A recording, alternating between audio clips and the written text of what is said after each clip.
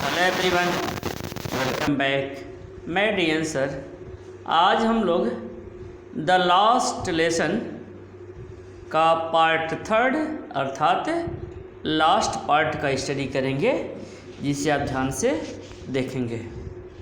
Then from one thing to another M Hamel went on to talk of the French language, saying that it was the most beautiful language in the world। देखिए, then फिर देखिए, then तब, then का मतलब क्या होता है? तब। from one thing to another कहा जा रहा है, तब एक बात से दूसरी बात निकली। From one thing to another, एक बात से दूसरी बात निकली। M Hamel went on to talk of the French language. M Hamel French भाषा की बात करते रहे। एम हैमेल फ्रेंच भाषा की बात करते रहे। सेइंग दैट, उन्होंने कहा कि it was the best beautiful language, it was the most beautiful language in the world, कि यह संसार का सबसे सुंदर भाषा है। उन्होंने बताया कि यह संसार का सबसे सुंदर भाषा है। कौन सी भाषा? फ्रेंच भाषा। The clearest, the most logical, सबसे स्पष्ट और सबसे लॉजिकल मतलब तर्क संगत। That we must guard it among us, और हमें अपने मध्य इसकी रक्षा करनी चाहिए। गार्ड मीन्स रक्षा करना, और हमें अपने मध्य एमॉन्ग अस, देखिए एमॉन्ग अस, अपने मध्य इसकी रक्षा करनी चाहिए। नेवर फॉरगेट इट, हमें इसे कभी नहीं भूलना चाहिए। Because when a people are, देखिए when a people are enslaved, देखिए यहाँ पीपुल का सेंस राष्ट्र से है। पीपुल पहले ए लगा है ना, यानी इसका मतलब राष्ट्र से है। When a people are enslaved as long as they hold fast to their language, कहा जा रहा है क्योंकि जब किसी समाज को गुलाम बनाया जाता है, किसी राष्ट्र को गुलाम बनाया जाता है, तो जब तक उस समाज के लोग अपनी भाषा को कस करके पकड़े रहते हैं, उस भाषा को नियंत्रित रखते हैं। देखिए, as long as they hold fast to their language, अर्थात जब वे उस भाषा को पकड़ करके रखे रहते हैं, कस करके पकड़े रहें। It is as if they had the key to their prison, तब ऐसा होता है कि मानो उनके पास स्वतंत्रता की हो, चाबी हो। देन तब ही opened grammar and read our lesson, कहा जा रहा है फिर उन्होंने व्याकरण खोली और हमें अपना पाठ पढ़कर सुनाया। ओपेंड ग्रामर, ग्रामर खोली और अपना पाठ पढ़कर सुनाया। I was amazed to see how well I understood it, मैं तो यह देखकर हैरान था कि मैं उनको कितनी अच्छी तरह समझ रहा था। आई वॉज अमेज्ड, अमेज मीन्स हैरान, आश्चर्यचकित। मैं तो हैरान था, आश्चर्यचकित था कि मैं उनको कितनी अच्छी तरह से समझ रहा था।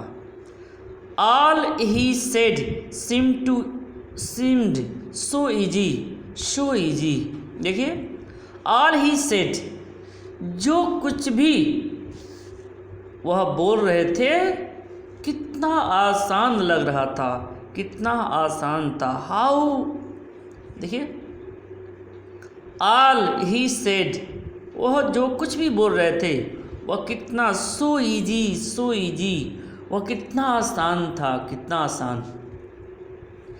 आई think too that I had never listened so carefully, मैं यह सोच भी रहा था कि मैंने कभी इतनी ध्यान से नहीं सुना था। देखिए, I think too that I had never listened so carefully, मैं सोच भी रहा था कि मैं इतने ध्यान से कभी नहीं सुना था। And that he had never explained everything with so much patience, और यह कि इतने धैर्य से उन्होंने हर बात कभी नहीं समझाई। ठीक है, कहा जा रहा है कि और इतने धैर्य से उन्होंने हर बात कभी नहीं समझाई। देखिए, never explained everything with so much patience, यानी उन्होंने हर बात कभी, कहा जा रहा है कि उन्होंने इतने धैर्य से हर बात कभी नहीं समझाई। It seemed almost as if the poor man wanted to give us all he knew before going away. देखिए, कुछ ऐसा लगता था, इट सीम्ड, कुछ ऐसा लगता था कि वह बेचारा व्यक्ति, पुअर मैन, वह बेचारा विदाई से पहले अपना सारा ज्ञान दे देना चाहता था। Poor man wanted to give all he knew before going away, यानी ऐसा लगता था कि बेचारा विदाई से पहले हमें अपना सारा ज्ञान दे देना चाहता था। And to put it all into our heads, और एक ही बार में सारा ज्ञान हमारे दिमाग में भर देना चाहता था। देखिए, all into heads at one stroke. देखिए, एट वन स्ट्रोक मतलब एक ही बार में। ठीक है, एट वन स्ट्रोक का मतलब होगा एक ही बार में, और ऐसा वह चाहता था कि एक ही बार में सारा ज्ञान हमारे दिमाग में वह भर दे। After the grammar we had a lesson in writing, व्याकरण के बाद हमारा लिखने का पाठ था। व्याकरण के बाद हमारा लिखने का पाठ था। दैट डे, उस दिन, M Hamel had new copies for us, उस दिन एम हैमेल हमारे लिए नई कापियाँ लाए थे। Written in beautiful round hand France, मतलब इस जिन पर सुंदर गोल लिखावट लिखा था, जिन पर सुंदर गोल लिखावट लिखा था। क्या लिखा था?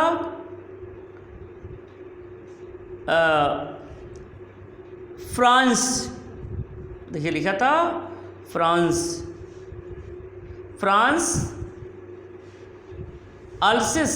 देखिए, फ्रांस अल्सेस, फ्रांस अल्सेस।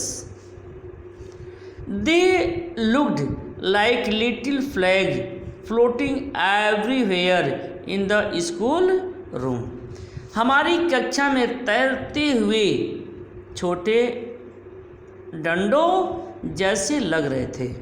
मतलब जो उन्होंने लिखा हुआ था वह हमारी कक्षा में तैरते हुए छोटे डंडे जैसे लग रहे थे।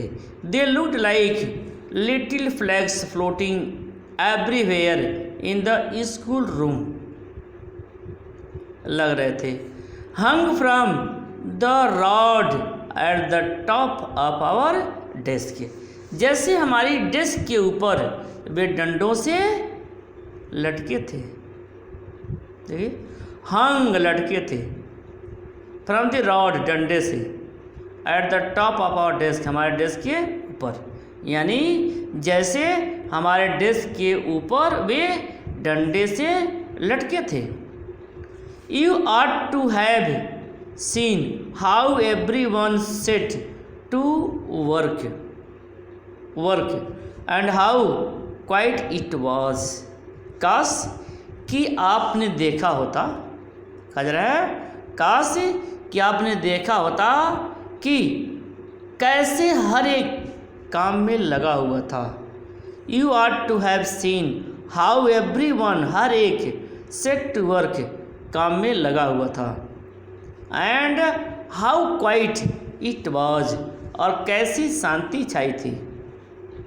The only sound was the scratching of the pens over the paper, यानी कागज के ऊपर पेन के रगड़ने की आवाज़ ही एकमात्र आवाज़ थी। स्क्रैचिंग, स्क्रैच में होता है कुरचना, यहाँ पर सेंस है रगड़ने से। वंस सम बिटल, कहा जा रहा है वंस सम बिटल फ्लू इन। बिटल एक कीड़ा होता है, या इसे भंवरा भी कह सकते हैं। वंस सम बिटल्स फ्लू इन, एक बार कुछ उड़ने वाले कीड़े उड़कर अंदर आए, या एक बार कुछ भंवरे उड़कर अंदर आए। But nobody paid any attention to them, पर किसी ने भी उनकी परवाह नहीं की। Not even the littlest ones, यहाँ तक कि सबसे छोटे बच्चों ने भी नहीं ध्यान दिया। Who worked right on tracing their fish hooks, जो अपने मछली पकड़ने के हुक बना रहे थे। Who worked right on tracing their fishing hook, fishing hook का मतलब होता है मछली पकड़ने का कांटा, यानी जो अपने मछली पकड़ने के कांटे को बना रहे थे।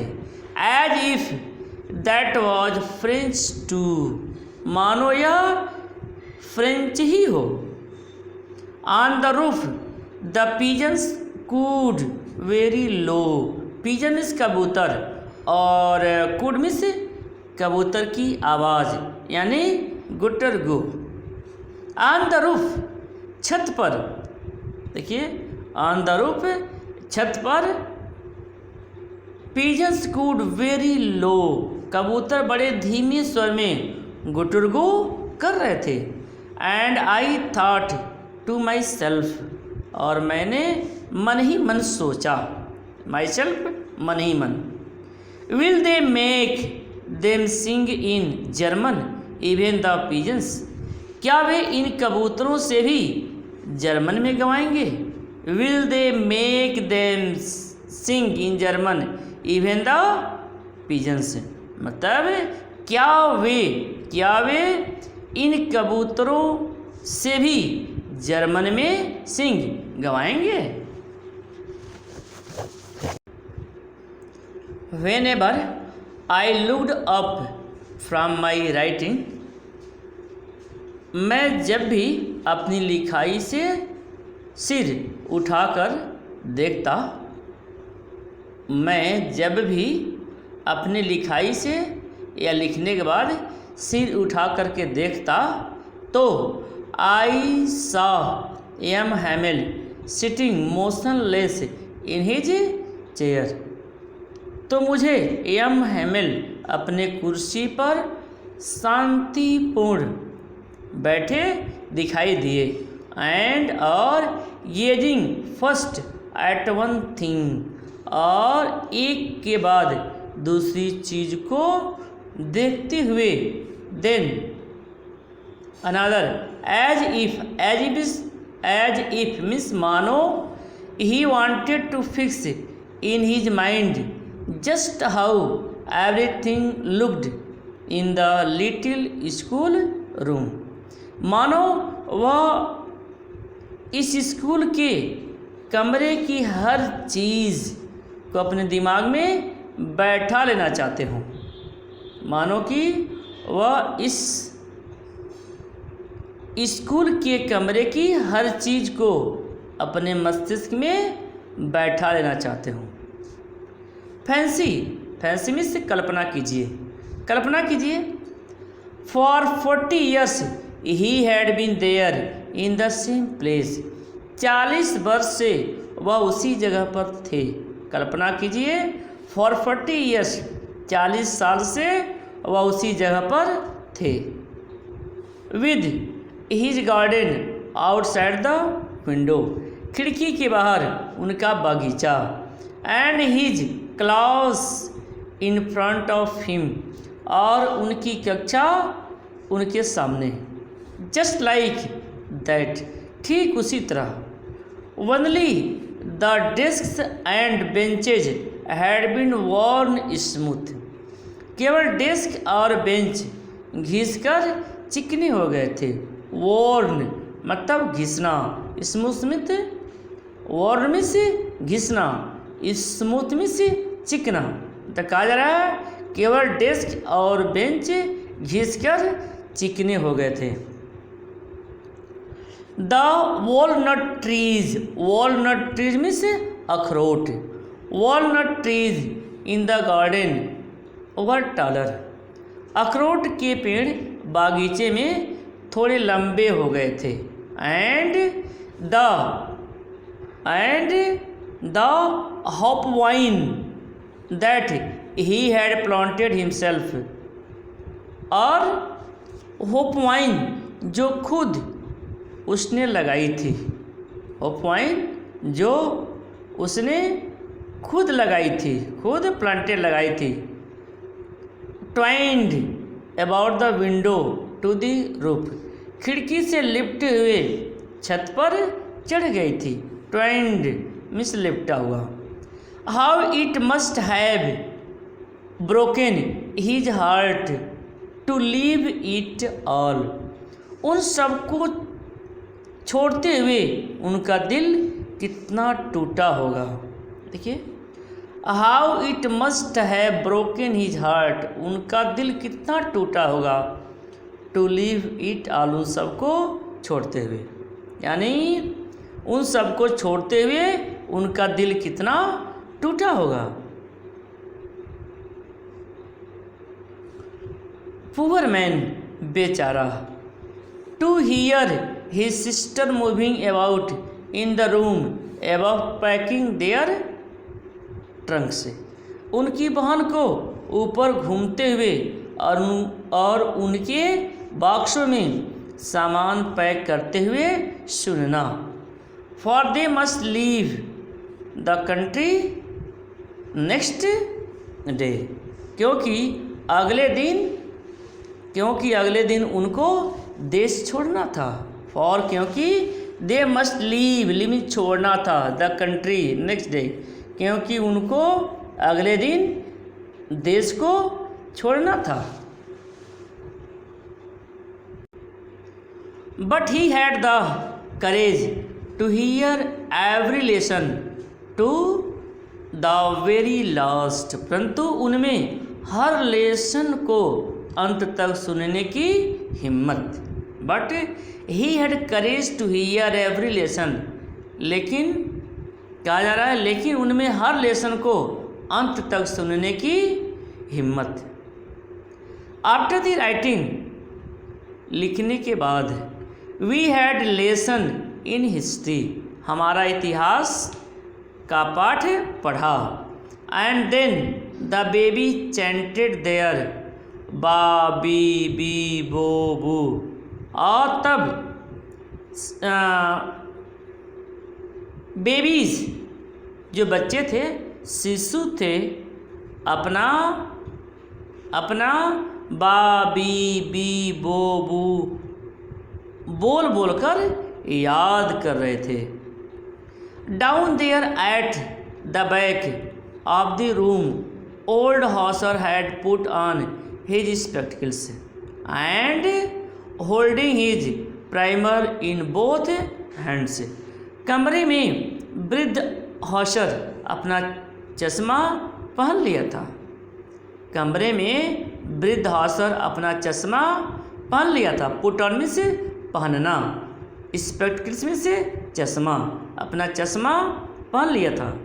And holding his primer in both hands, और दोनों हाथों में अपनी प्राइमर पकड़े। Spelled the letters with them, उनके साथ अक्षरों को पढ़ने का प्रयत्न कर रहा था। देखिए, spelled the letters with them, उनके साथ अक्षरों को पढ़ने का प्रयत्न कर रहा था। You could see that he too was crying, आप देख सकते थे कि वह भी रो रहा था। His voice trembled with emotion, भावनाओं से भरी उनकी आवाज़ कांप रही थी। ट्रेम्बल्ड कांप रही थी, इमोशन भावनाओं से, यानी भावनाओं से भरी हुई उनकी आवाज़ कांप रही थी। ट्रेम्बल्ड कांप रही थी। And it was so funny to hear him, और उनको सुनना ऐसा मनोरंजक अनुभव हुआ दैट की we all wanted to laugh and cry, कि हम सभी हंसना और रोना चाह रहे थे। Now how well I remember it that last lesson, कितनी अच्छी तरह मुझे याद है वह अंतिम पाठ है। कितनी अच्छी तरह मुझे याद है दैट लास्ट लेसन, वह अंतिम पाठ है। All at once the church clock struck 12, उसी समय चर्च की घड़ी में 12 बजे। देन तब द एंजिलस, इसके बाद पूजा की घंटी, इसके बाद पूजा की घंटी। देखिए, एंजिलस में से पूजा की घंटी या प्रार्थना की घंटी बजी। At the same moment the trumpets of the Prussian returning from drill sounded under our windows, ठीक उसी क्षण ड्रिल से लौटते हुए पर्सियन के लोगों के बिगुल हमारी खिड़की के नीचे बजने लगे। देखिए, कहा जा रहा है ठीक उसी समय पर्सियन, देख रही है पर्सियन, ठीक उसी समय उसी क्षण जो पर्सियन लौट रहे थे उनके बिगुल की आवाज़ खिड़की के नीचे बज रही थी। Returning from drill sounded under the window. M Hamel stood up very pale in his chair. M Hamel अपनी कुर्सी से उठ खड़े हुए और वह पीले पड़े हुए थे। I never saw him look so tall, मुझे वह कभी इतना लंबा नहीं लगे, मुझे वह इतना लंबा कभी नहीं लगे। माई फ्रेंड्स सेड ही, मेरे मित्रों सेड ही, उन्होंने कहा। I but something choked him, परंतु किसी चीज़ से उनका गला रुंध गया। He could not go on, वह आगे नहीं बोल पाए। देन तब he turned to the blackboard, फिर वह ब्लैक बोर्ड की तरफ मुड़े। Took a piece of chalk, एक चाक का टुकड़ा उठाया। And bearing on with all his might he wrote as large as he could, और पूरी ताकत के साथ bearing on with all his might, और अपनी पूरी ताकत के साथ उन्होंने जितना वह लिख सकते थे उतने बड़े अक्षरों में लिखा। वह जितने बड़े अक्षरों में लिख सकते थे उतने बड़े अक्षरों में लिखा। क्या लिखा? वाइव लॉ फ्रांस, वाइव लॉ फ्रांस का मतलब फ्रांस अमर रहे। ठीक है, फ्रांस अमर रहे। देखिए, वाइव लॉ फ्रांस जो है यह फ्रेंच लैंग्वेज में है। क्लियर? इसको आप इंग्लिश में कहेंगे लॉन्ग लिव फ्रांस। क्या कहेंगे? Long live France.